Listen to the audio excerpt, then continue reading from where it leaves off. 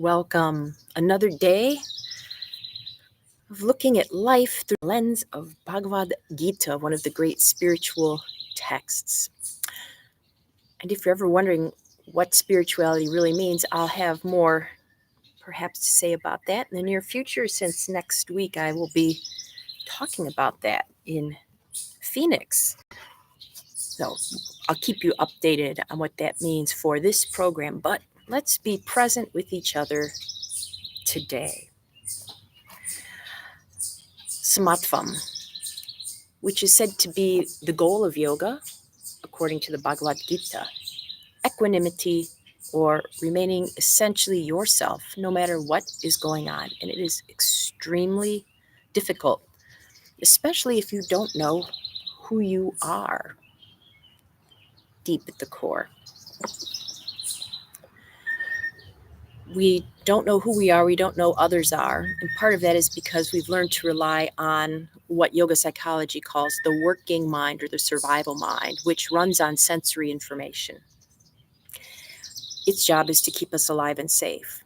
And it does that by categorizing the world into basically two things: things that help me and things that hurt me. Things that nourish me, things that deplete me, kill me.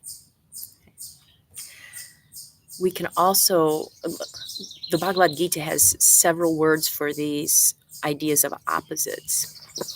And one we're going to look at today in verse 34 of chapter 3. So we're still in chapter 3.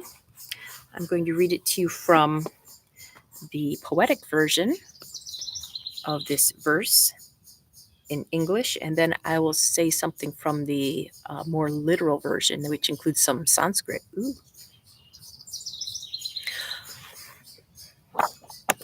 Ooh. This is about one of our biggest goals, if not the biggest goal, to equanimity. Attraction and repulsion, for sense objects live in the senses. One should not be controlled by them, for those two are one's enemies.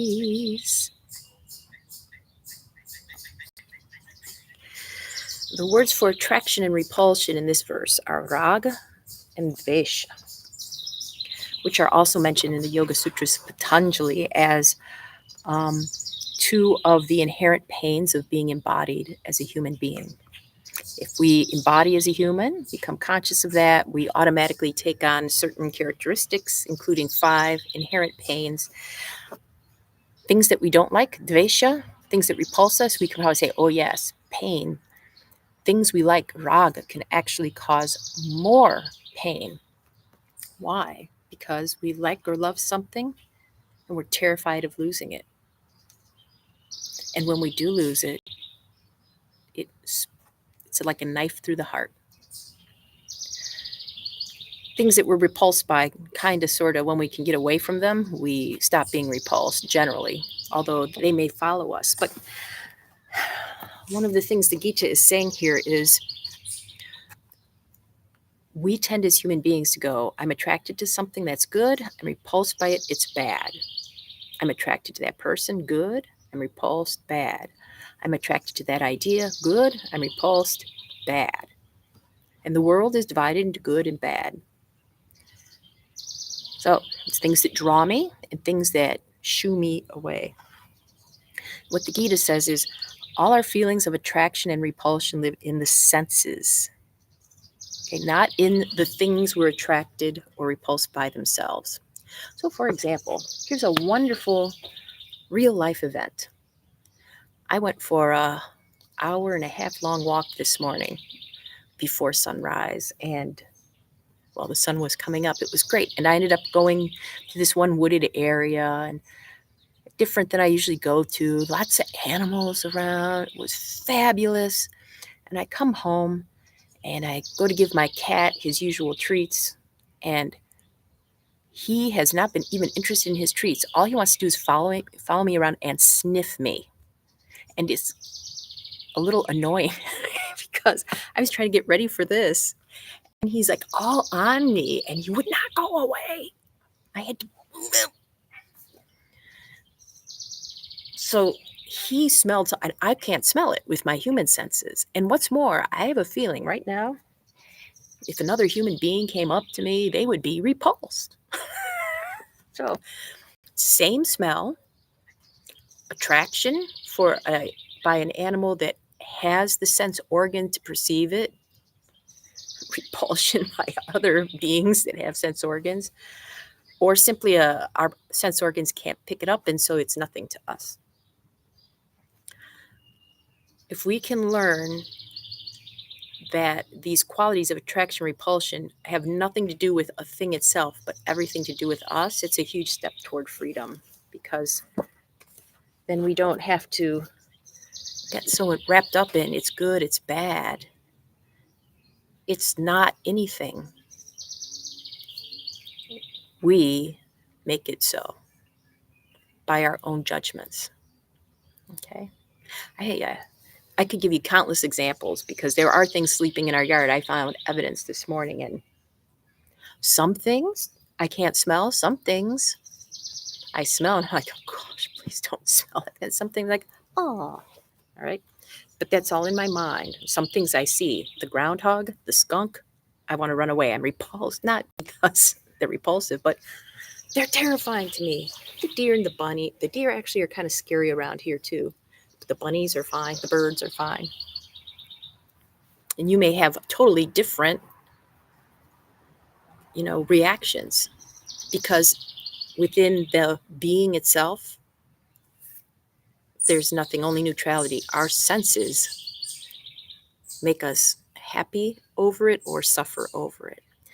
Now, today I invite you to really be aware of how you are labeling, and it could be anything. Like when you're doing a balance pose, focus on some one thing. How are you reacting to it?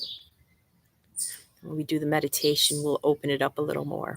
And this practice is a general form of something called Antar Mouna, which is learning how to silence the inner voices that go good, bad, and just be with whatever is. Balance poses can help silence this mind. Let's go.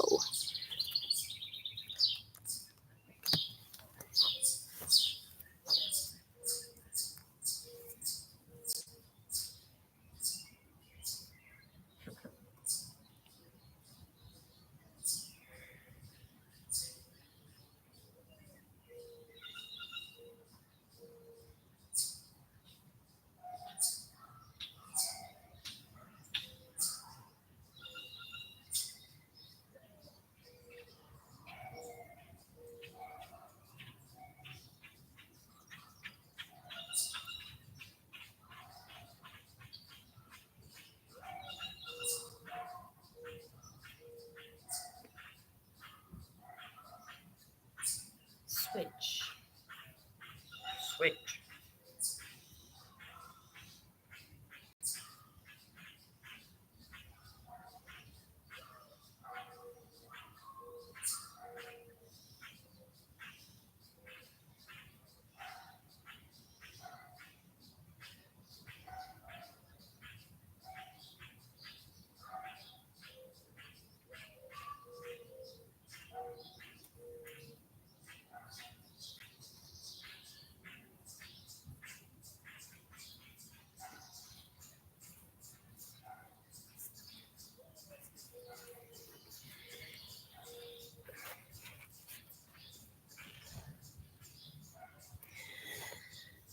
I encourage you for our 5-minute contemplation to pick a sense, any sense, sight, well, sight, hearing, touch, taste, and smell. Pick one, and for the next 5 minutes, be with any sensory input you receive and just become aware of your reaction to that. Could be labeling, judging, even naming something is a step toward this attraction, repulsion. What we name it, how we call it. Let's do this for 5.